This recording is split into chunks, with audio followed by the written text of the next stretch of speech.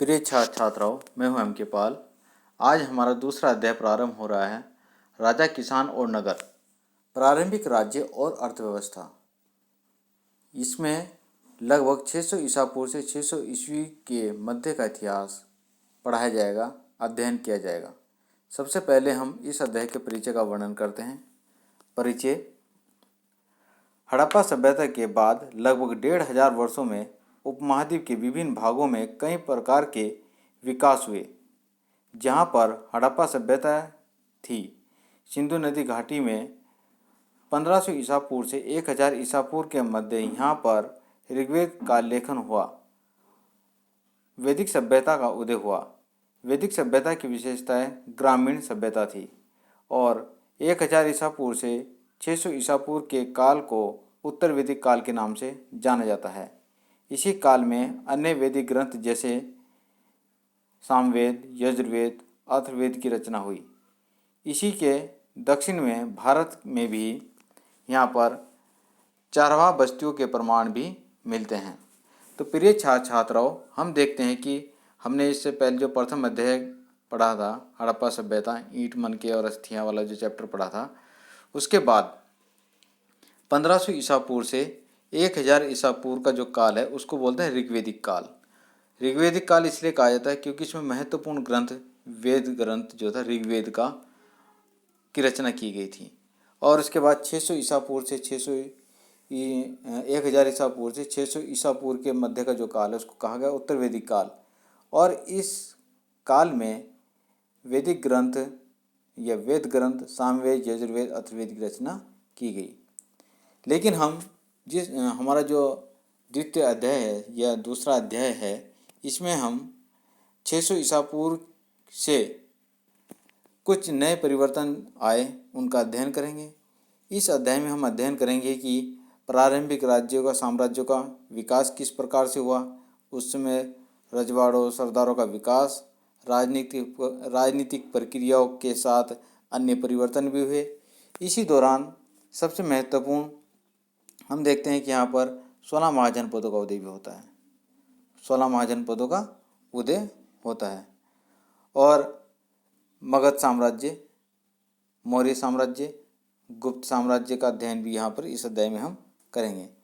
इस प्रकार के विकास का अध्ययन करने के लिए इतिहासकारों द्वारा अभिलेखों, ग्रंथों, सिक्कों, चित्रों जैसे विभिन्न प्रकार के स्रोतों का अध्ययन यहाँ पर किया गया है। अब हम बात करते हैं कि इस समय 6ठी शताब्दी ईसा पूर्व से 600 ईस्वी के मध्य का इतिहास का अध्ययन करने के लिए कौन कौन से स्रोतों का यहाँ पर इस्तेमाल किया गया या उपयोग में लाया गया।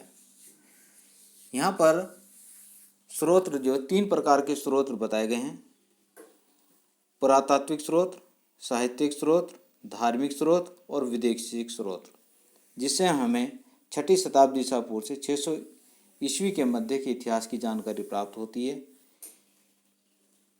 हम पुरातात्विक स्रोत की बात करते हैं। अभिलेख, मोहरे, सिक्के, ताम्रपत्र और भग्नावशेष, जो कि यहाँ पर भवन वगैरह के जो अवशेष प्राप्त हुए हैं, टूटे फूटे भवन मिले हैं।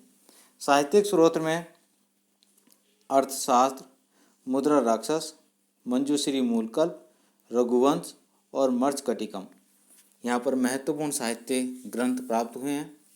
धार्मिक ग्रंथों में धार्मिक जो हमारे पास स्रोत हैं: पुराण, बौद्ध ग्रंथ, जैन ग्रंथ और तमिल ग्रंथ, यहाँ पर ये महत्वपूर्ण स्रोत हैं। विदेशी यात्रियों के द्वारा कुछ स्रोत यहाँ पर उनके द्वारा जो लिखी गई जो पुस्तकें हैं, उससे भी हमें 6ठी शताब्दी ईसा पूर्व से 600 ईस्वी के मध्य के इतिहास की जानकारी मिलती है। उसमें है इंडिका, स्ट्रेबो, प्लिनी, प्लूटार्क, फायान और हेवेनसांग। ये विदेशी यात्री आए हैं और इनके द्वारा यहाँ पर कुछ पुस्तकें लिखी गई हैं।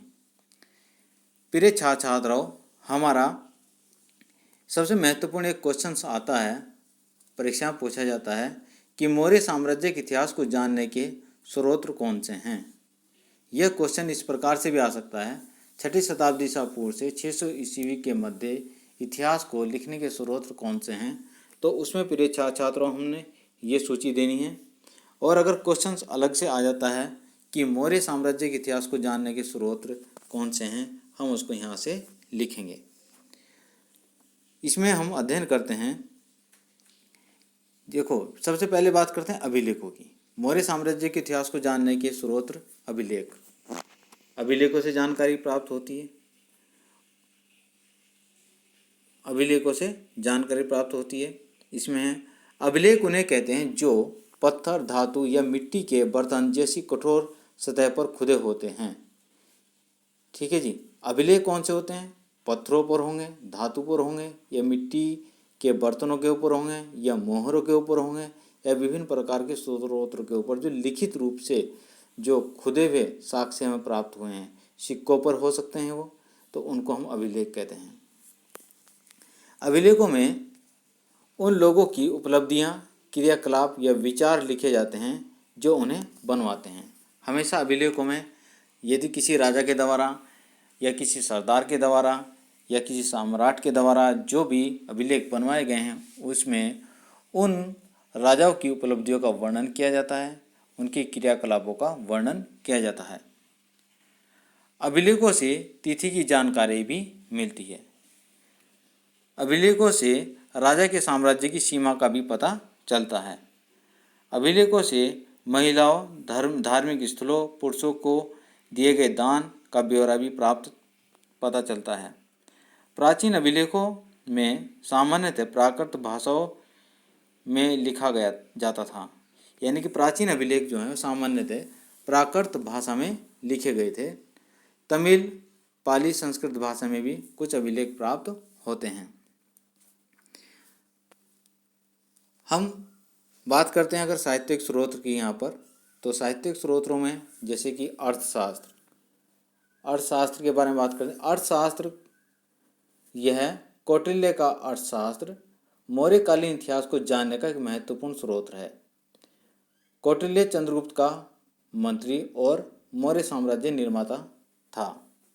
कौटिल्य के अर्थशास्त्र में राजा के कर्तव्यों, विदेश नीति, गुप्तचरों के संगठनों का वर्णन, इनकी सबकी जानकारी प्राप्त होती है। इसमें समकालीन सामाजिक, आर्थिक, राजनीतिक स्थिति का भी वर्णन पता चलता है। सामाजिक, आर्थिक, राजनीतिक स्थिति का भी पता चलता है। फिर दूसरे नंबर पर हम बात करते हैं इंडिका की। इंडिका यह मेगास्थनीज के द्वारा लिखी गई पुस्तक थी। मेगास्थनीज की इंडिका नामक पुस्तक में मौर्य साम्राज्य के विषय में जानकारी मिलती है। इसमें तत्कालीन भारतीय जीवन में पहलुओं पर चर्चा की गई है। यानी कि जो भारतीय लोग थे उनकी जीवन शैली किस प्रकार की थी, यह इंडिका में पता चलता है।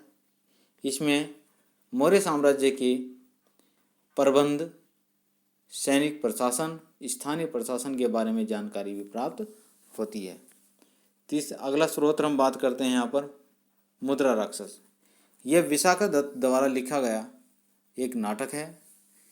संस्कृत भाषा में ये लिखा गया नाटक है। इसमें चंद्रगुप्त और कौटिल्य द्वारा किस प्रकार से नंद का या नंद वंश का अंत किया गया था, उसका उल्लेख किया गया है। चंद्रगुप्त मौर्य के प्रारंभिक जीवन की जानकारी भी मुद्रा राक्षस में प्राप्त होती है। फिर हम बात करते हैं बौद्ध ग्रंथों में। बौद्ध ग्रंथों से भी मौर्य साम्राज्य के बारे में जानकारी प्राप्त होती है। बौद्ध ग्रंथ महावंश के अनुसार कौटिल्य ने धनानंद का नाश करके चंद्रगुप्त मौर्य को जम्बू द्वीप का शासक बनाया था। बौद्ध ग्रंथ दिव्यदान में मौर्य शासन व्यवस्था का संस्कृति का पता भी चलता है। जैन ग्रंथों में भी मौर्य साम्राज्य के विषय में जानकारी मिलती है। जैन ग्रंथ परिशिष्ट पर्वन में मौर्य साम्राज्य की जानकारी प्राप्त होती है। फिर हम बात करते हैं यहाँ पर फायान। विदेशी यात्री थे। उन विदेशी यात्रियों में जैसे कि फायान ये दोनों यात्री चीनी यात्री थे। इनके वृत्तांतों से मौर्य साम्राज्य, समाज, संस्कृति, बौद्ध धर्म की जानकारी प्राप्त होती है। इस प्रकार से अंत में हम इस अध्याय के बारे में कह सकते हैं कि ये जो टॉपिक है कि मौर्य साम्राज्य के इतिहास के बारे में किस प्रकार से जानकारी मिलती है। अंत में ये कह सकते हैं कि अशोक के शिलालेखों को पढ़े जाने में सफलता मिलने से मौर्य साम्राज्य को समझने में काफ़ी सहायता मिली है। साथ ही कौटिल्य का अर्थशास्त्र, मेगास्थनीज की इंडिका, विशाखादत्त का मुद्रा राक्षस एवं धार्मिक ग्रंथों व जैन धर्म के ग्रंथों से मौर्य साम्राज्य के इतिहास की जानकारी प्राप्त होती है। प्रिय छात्रों, इस प्रकार से हमारा ये जो इम्पोर्टेंट जो क्वेश्चंस था कि मौर्य साम्राज्य के इतिहास को किस प्रकार से लिखा गया है, उसके स्रोत कौन से हैं, ये पूरा हो जाता है। प्रिय छात्रों, हम प्रतिदिन आपके लिए एक वीडियो बना रहे हैं टॉपिक से संबंधित। जो भी टॉपिक पढ़ाए जा रहे हैं हम इसकी PDF भी आपको उपलब्ध करा रहे हैं और आप इनको अपनी नोटबुक में लिखते रहें और कृपया इस YouTube चैनल को भी आप सब्सक्राइब करें। धन्यवाद।